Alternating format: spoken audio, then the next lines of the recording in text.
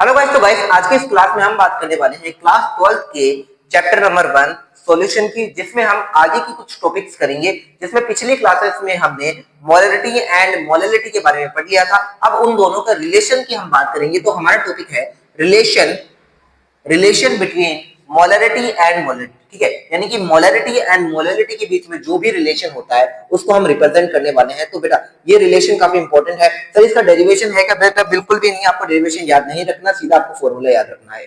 ठीक है, तो इन दोनों के बीच रिलेशन होता है small m equal to m into 1000। बेटा m रिप्रेजेंट करता है मोलरिटी को, ये कैपिटल M रिप्रेजेंट कर रहा है मोलरिटी को, एंड स्मॉल m रिप्रेजेंट कर रहा है बेटा यहाँ पर मोलैलिटी को। ठीक है, ओके ठीक है, यहाँ पर सही है, बिल्कुल सही है बेटा, कोई दिक्कत नहीं है। तो 1000 हो गया। ठीक है, अब यहाँ पे 1000 into D, 1000 into D minus m into m2।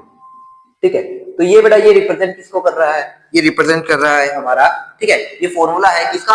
Molarity and molality के रिलेशन के। ठीक है, तो इन दोनों के रिलेशन की ये बात कर रहा है। ओके सर, यहां तक हमें समझ में आ चुका है। तो ये रिलेशन है। सर एक काम करो ना, आप इसमें जो भी टर्म यूज हुई है उनको लिख दो। ठीक है बेटा, इसमें जो भी टर्म हुई है यूज है मैं उनको लिख देता हूँ। तो बेटा ये है हमारी molality. Molality, small m represent करता है मोलैलिटी को, कैपिटल M रिप्रेजेंट करता है किसको बेटा? मोलैरिटी को, मोलैरिटी मोलैरिटी को। और सर D क्या है? D है density of solution, density DENSTY, density of solution. तो बेटा ये सॉल्यूशन की जो डेंसिटी है उसको रिप्रेजेंट कर रहा है। और सर ये M2 क्या है बेटा? M2 और कुछ भी नहीं है, ये मोलर मास है, molar mass, molar mass, molar mass of solution, of solute.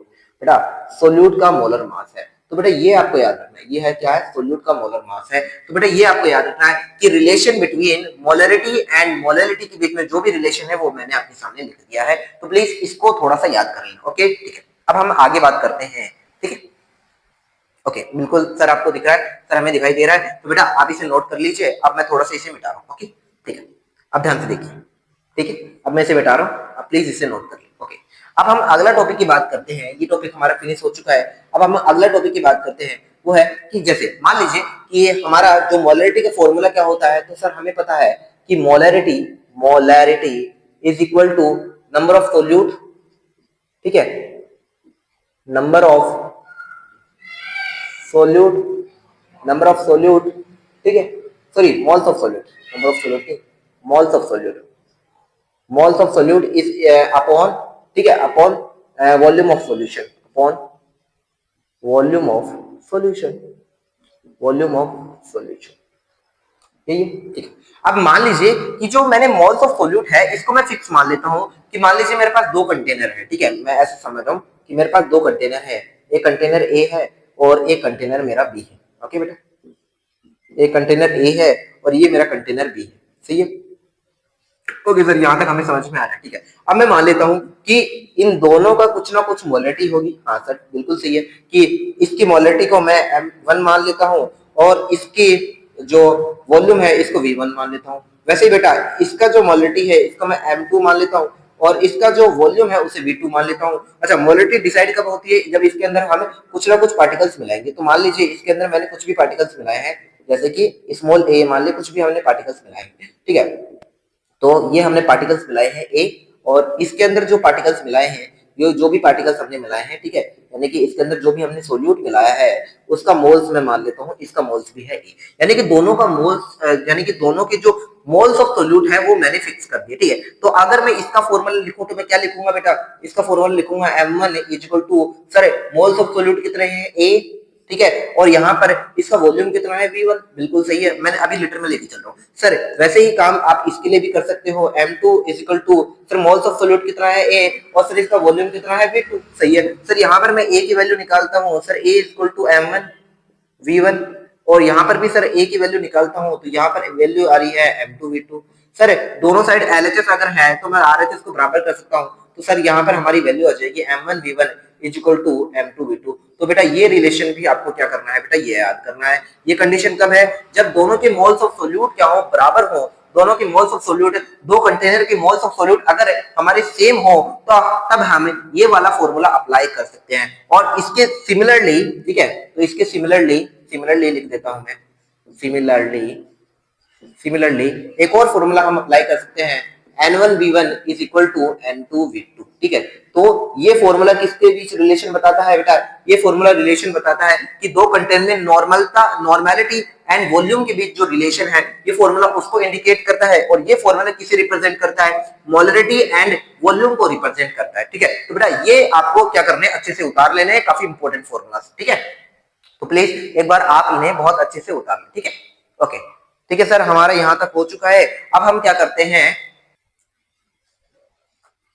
Okay बेटा, तो अब हम बात करने वाले हैं हमारे नए टॉपिक की, जिसका नाम है सोल्युबिलिटी, ठीक है। तो सोल्युबिलिटी क्या होती है, तो बेटा सोल्युबिलिटी ऑफ ए सब्सटेंस, यानी कि किसी भी सब्सटेंस की जो सोल्युबिलिटी होती है, इज इट्स मैक्सिमम अमाउंट, वो उसकी मैक्सिमम अमाउंट होती है ऑफ सोल्यूट, यानी कि सोल्युबिलिटी को डिसाइड कौन करता है, सोल्यूट करता है, सोल्यूट की मैक्सिमम अमाउंट डिसाइड करते हैं। चल ठीक है, ठीक है, यहां तक समझ में आ रहा है sir. That can be dissolved in a specified amount of a solvent, ठीक है। ये क्या कहना चाहता है, ये कह रहा है कि मान लीजिए कि आपने कंटेनर लिया, ठीक है, यहां तक आपको दिखाई दे रहा है ना बेटा, यहां तक आपको दिखाई दे रहा है, ठीक है, यहां तक आपने, सर हाँ यहां तक हमें दिखाई दे रहा है। तो मैं ये कहना चाहता हूं कि कंटेनर है और इसके अंदर मान लीजिए आपने कोई भी सॉल्यूशन ले रखा है, कोई भी हमने मतलब कुछ भी सॉल्वेंट ले रखा है, हमें कुछ भी सॉल्वेंट ले रखा है, यहाँ पर हमने कोई भी सॉल्वेंट ले रखा है, सर यहाँ तक हमें समझ में आ रहा है। और इसके अंदर हम क्या मिला रहे हैं, इसके अंदर हम सोल्यूट मिला रहे हैं, ठीक है, सोल्यूट मिला रहे हैं, ठीक है।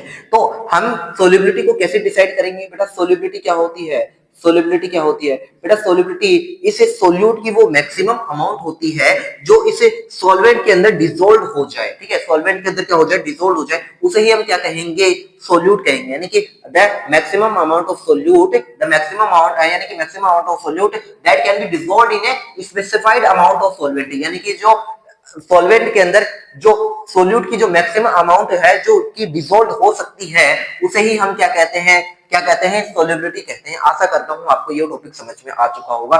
यानी कि और दूसरी बात, ठीक है, यानी कि सोल्युबिलिटी क्या होती है, वापस कह रहा हूं बेटा, सोल्युबिलिटी वो अमाउंट होती है किसकी बेटा, वो मैक्सिमम अमाउंट होती है किसकी, सोल्यूट की मैक्सिमम अमाउंट जो कि सॉल्वेंट में डिसॉल्व हो जाए, ठीक है सर, यहां तक हमें समझ में आया, ठीक है।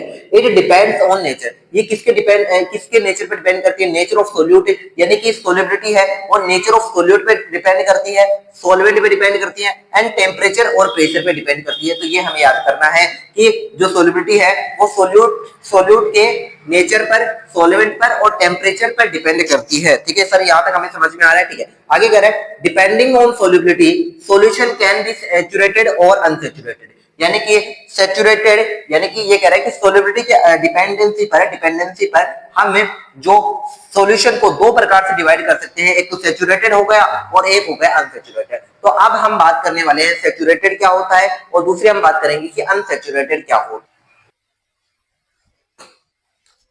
तो गाइस अब हम बात करने वाले हैं सैचुरेटेड सॉल्यूशन की और अब हम बात करेंगे अनसैचुरेटेड सॉल्यूशन की, ठीक है। तो सैचुरेटेड सॉल्यूशन क्या होता है और अनसैचुरेटेड सॉल्यूशन क्या होता है, इसके हम बात करेंगे। तो बेटा ध्यान से देखना, काफी इंपॉर्टेंट है। तो बेटा सैचुरेटेड सॉल्यूशन क्या होता है, saturated solution is the solution, यानी कि सैचुरेटेड सॉल्यूशन ऐसा सॉल्यूशन होता है इन विच, जिसमें नो मोर सोल्यूट, जिसके अंदर नो मोर मतलब ज्यादा solute can be dissolved at the same temperature and pressure. अब ये क्या कर रहा है, ठीक है, डिसॉल्व की स्पेलिंग थोड़ी सी डी आई प्लस होगा ना, डी आई प्लस। अभी क्या करना चाह रहा है, इसको मैं थोड़ा सा डिसॉल्व, सही है ना, चेक कर लेता हूँ, हाँ डिसोल्यूशन, ठीक है। अब ये क्या कर रहा है, देखो ये कह रहा है कि सैचुरेटेड क्या होता है, सैचुरेटेड क्या होता है, सैचुरेटेड होता है कि मान लीजिए कि आपने यहाँ पर कि मैंने ले लिया कि 2 लीटर, मैंने क्या ले लिया, 2 लीटर मैंने वाटर ले लिया, सर हाँ सर हमें समझ में आ रहा है कि आपने 2 लीटर वाटर ले लिया और मैं इसके अंदर क्या डाल रहा हूँ, मान लीजिए मैंने स्टार्टिंग में 1 ग्राम चीनी डाली, स्टार्टिंग में 1 ग्राम शुगर डाली मैंने, ठीक है। अब मैं क्या कर रहा हूँ, नंबर को बढ़ा रहा हूँ, ठीक है, मैं किसकी शुगर, यानी कि ये सोल्यूट है, ये सोल्यूट है हमारा, ये सोल्यूट है हमारा, ये सोल्यूट है और ये वाटर क्या है हमारा, सॉल्वेंट है, वाटर क्या है हमारा, सॉल्वेंट है।